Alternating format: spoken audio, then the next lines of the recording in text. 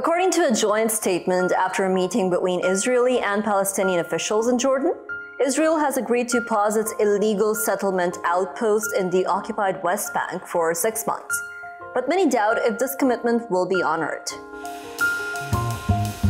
The announcement came after a meeting between the members of the Palestinian Authority and the Israeli officials, hoping to implement the measures that de-escalate tensions and prevent further violence. The meeting took place in Aqaba, with the US, Egypt, and Jordan also taking part in the talks, with Israel and Palestine committing to avoiding the unilateral actions immediately. Another meeting in Egypt is expected in a month, and it is hoped that such discussions will help foster the understanding and improve relations between the two sides. As the Muslim holy month of Ramadan approaches, such talks will be critical for avoiding the rising threat of violence on the ground. The talks were held on the same day two Israelis were killed in the occupied West Bank, dubbed a Palestinian terror attack by the Israeli government. Now, this fatal shooting followed days after the Israeli forces launched their deadliest raid in the West Bank in nearly 2 decades, leaving 11 Palestinians dead in the northern city of Nablus.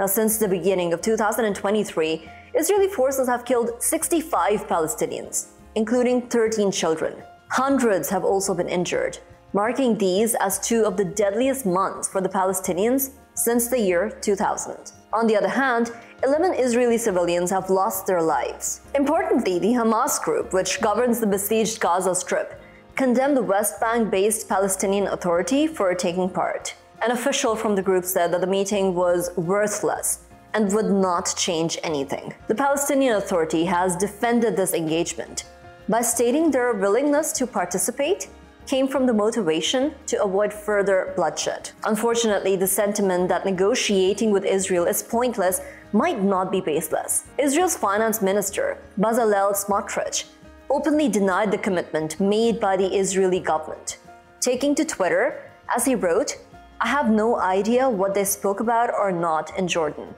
But one thing I do know, there will not be a freeze on the building and development in settlements, not even for 1 day.